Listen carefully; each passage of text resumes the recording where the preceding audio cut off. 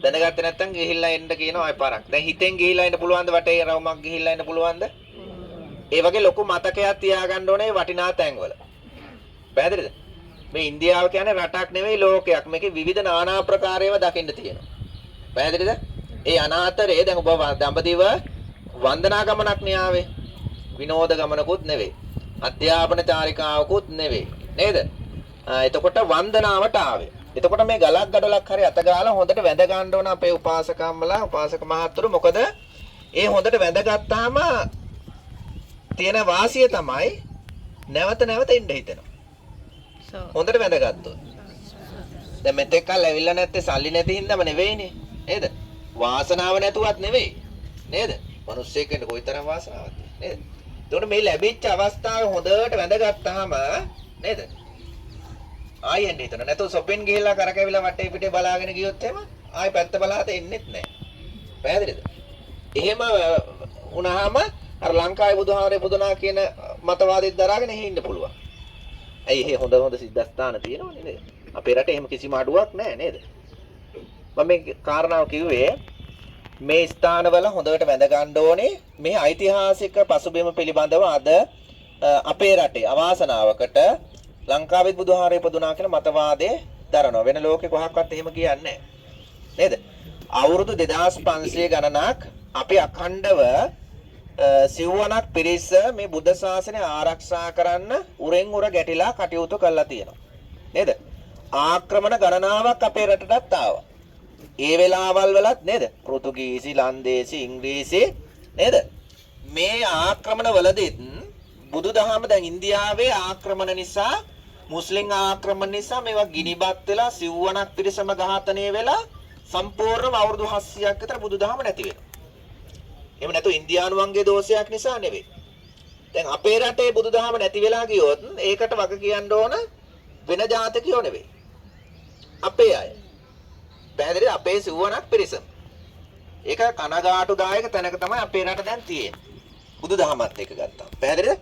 ඒක නිසා මේ හොඳට දැක බලාගෙන ඓතිහාසික බව වටිනාකම් අගේ දැනගෙන ගිහිල්ලා අනාගත පරපුරට ඔබ ගොඩනගාගත්ත ශ්‍රද්ධාව, ඔබ ගොඩනගාගත්ත දහම් දැනුම දායාද කිරීමේ වගකීම සිව්වනක් පිරිසටම තියෙනවා. පැහැදිලිද? එදා මොන ප්‍රශ්න තිබුණා සිව්වනක් පිරිස එකට හිටියා. නේද? එකට හිටියා ධර්මයේ වෙනුවෙන්. ඒක නිසා අද වන විට විවිධ මතවාද දරාගෙන ඉන්නවා. ඒකෙන් බුදුදහමට හානියක් වෙන්නේ නැහැ. බුදුදහම ලෝකේ හැමදාමත් ඉස්මතු වෙනවා. දැන් ඉන්දියාවෙත් බුදුදහම ඉස්මතු වේගෙන යන කාලවකවානුවකයි අපි ඉන්නේ. ඒකට හොඳම සාක්ෂියක් තමයි දැන් මේ අශෝක ස්තම්භයේ මුදුනේ තිබිච්ච ධර්ම චක්‍රය. ඔබ ඉන්දියා කොඩිය දැකලා තියෙනුනේ හැමෝම. ඉන්දියා කොඩියේ තියෙන ධර්ම චක්‍රය පුටාගෙන තියෙන්නේ මේ අශෝක ස්තම්භයේ මුදුනේ තිබිච්ච ධර්ම චක්‍රය. ඒතර ධර්ම චක්‍රයෙන් අපි පටිච්ච සමුප්පාදයේ අනුලෝම ප්‍රතිලෝම වශයෙන් අර 24ක් හැටියට දක්වනවා. ලංකාවේ අපි ගොඩක් වෙලාවට සූවිසි ගුණ අර්ථවත් කරනවා. පැහැදිලිද? ඉන්දියානුවෝ අධ්‍යාපන අරමුණකින් සාර කරුණු 24ක් එකතු කරලා අනාගත පරපුර වෙනුවෙන් ධර්ම චක්‍රය තමන්ගේ කොඩියට පාවිච්චි කරනවා. එතකොට ඒ කියන්නේ මේක මහා හින්දු සමාජයක්. බුදුහාර පහළ වෙන විටත් මේක බ්‍රාහ්මණ සමාජයක් තමයි තිබුණේ. ඒ සමාජ පසුබිමේ ඔවුන් අදත් ඒ බුදුදහමේ මූලික හරය ඔවුන්ගේ කොඩියට, ඔවුන්ගේ අනන්‍යතාවයට බෞද්ධ උරුමය අරන් තියෙනවා. පැහැදිලිද? ඊළඟට මේ අශෝක ස්තම්භයේ මුදුනේ සිංහමූණු 4 කොටසක් තියෙනවා. දැන් කෞතුකාගාරේ බලන්න ගියා නම් දකින්න පුළුවන්. සිංහමූණු 4 කොටස කෞතුකාගාරේ තැන්පත් කරලා තියෙනවා. එතකොට ඒකෙන් සඳහන් කරන්නේ බුදුරජාණන් වහන්සේගේ ප්‍රථම දේශනාව උන්වහන්සේගේ සිංහනාදය සතර දිසාවටම විහිදෙන්නට පැතිරෙව්වා කියන සංකල්පය තමයි ඒ ධර්ම චක්‍රයෙන් සහ සිංහමූණු 4ෙන් සඳහන් කරන්නේ.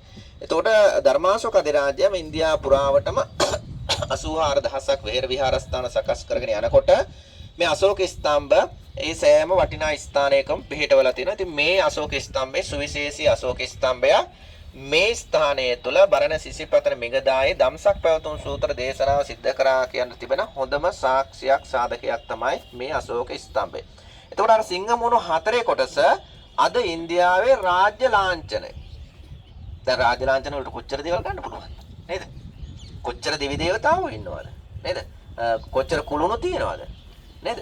ඒ අතරට ඕන් මේ බෞද්ධ උරුමය තමන්ගේ රාජ්‍ය ලාංඡනීය බවට පත් කරගෙන තියෙනවා. පැහැදිලිද? ඒක දැන් අපි මොන රටක බුදුහාර ඉපදුනා කිව්වත් ඉන්දියාව දෙන්නේ නැහැ බුදුහාරෝ එන කොහෙටවත්. පැහැදිලිද?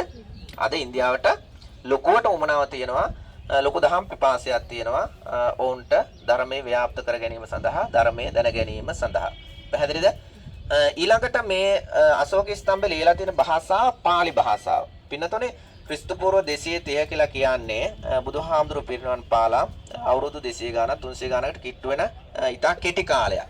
එතකොට ඒ කාලය තුල මේ ආසියාතික්කරේ පුරාවටම පාලි භාෂාව ව්‍යවහාරික භාෂාවක් හැටියට පාවිච්චි වුණා කියලා තමයි අපිට හිතා ගන්නට